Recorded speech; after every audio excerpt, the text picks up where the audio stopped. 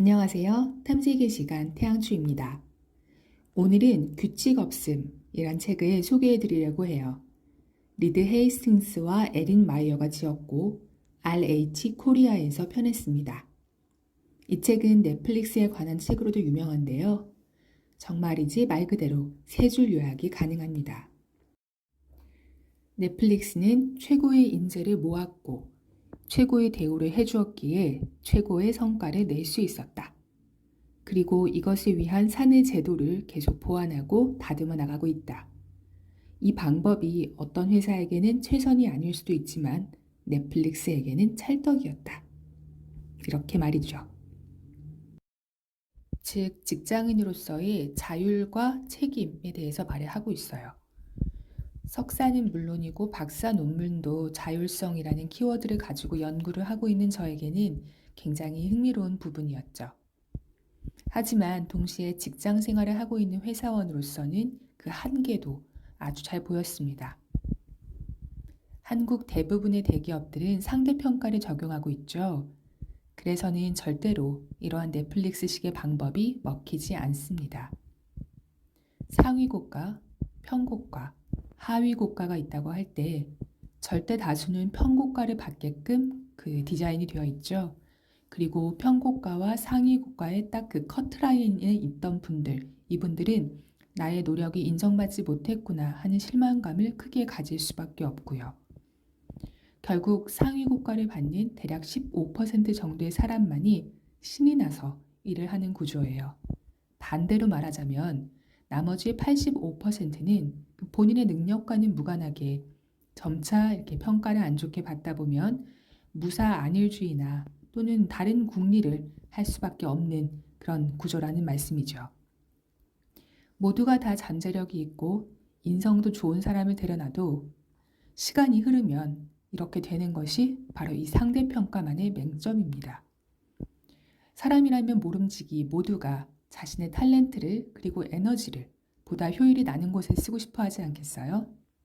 회사가 이런 나의 진가를 알아봐주지 못한다면 다른 생각을 할 수밖에요. 실제로 넷플릭스에서도 어떻게 하면 우수한 인력으로만 팀원들을 꾸릴 수 있을지, 그리고 어떻게 하면 그들이 공정하게 평가를 받는다고 느낄 수 있도록 할지에 대해서 많은 고민을 했던 흔적이 책 곳곳에 나타납니다. 두 가지 정도를 가져와 봤는데요. 우선 40에서 41페이지에 있는 내용입니다. 나중에 깨닫게 된 사실이지만 팀에 평범한 사람이 한두 명 섞여 있으면 팀 전체의 성과가 떨어진다. 왜일까?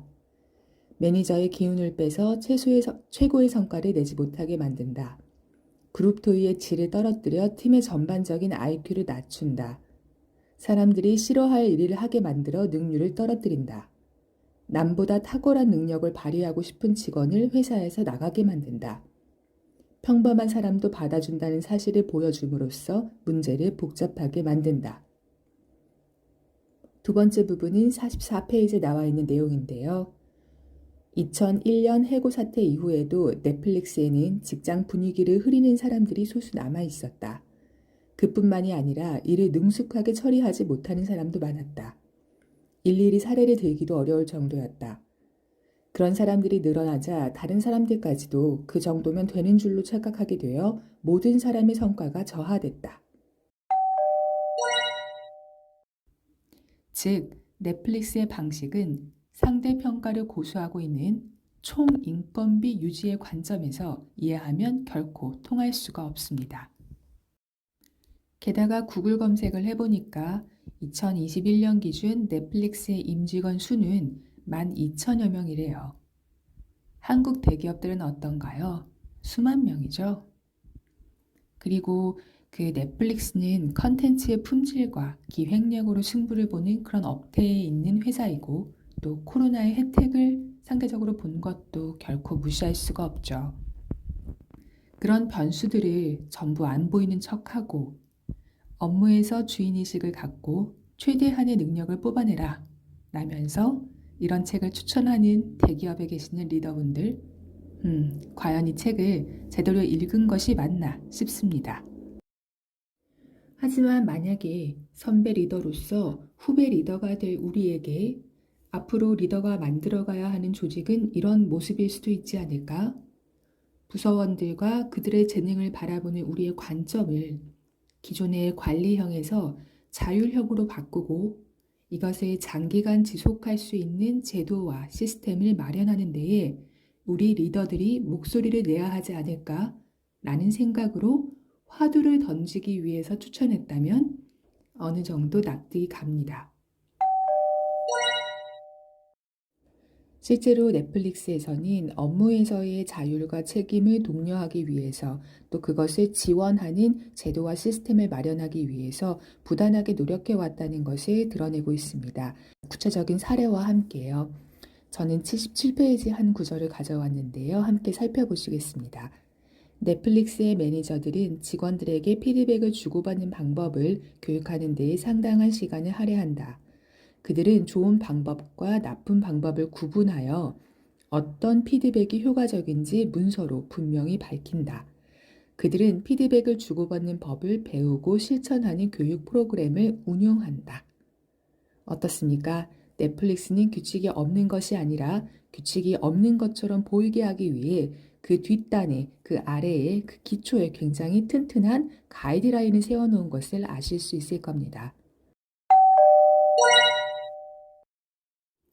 저는 그동안 선진기업, 혁신기업이라는 곳들의 책을 무수히 읽어본 입장으로서 특히 문화 4대주의가 여전히 많이 남아있는 대한민국에서 나고 자라고 일을 하는 사람으로서 이 책의 제목만 보고 또는 내용을 허투루 읽고서 와, 이것 봐. 넷플릭스는 아무 규칙도 없대.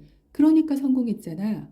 라는 잘못된 이해를 하는 분은 절대로 안 계셨으면 좋겠어요. 물론 태양초 채널의 영상을 좋아하시는 분들이라면 그럴 가능성은 희박하다라는 것을 저도 잘 알고 있습니다. 그래서 이 책을 제대로 읽으신 분이라면 아마도 이렇게 다짐을 하실 테죠.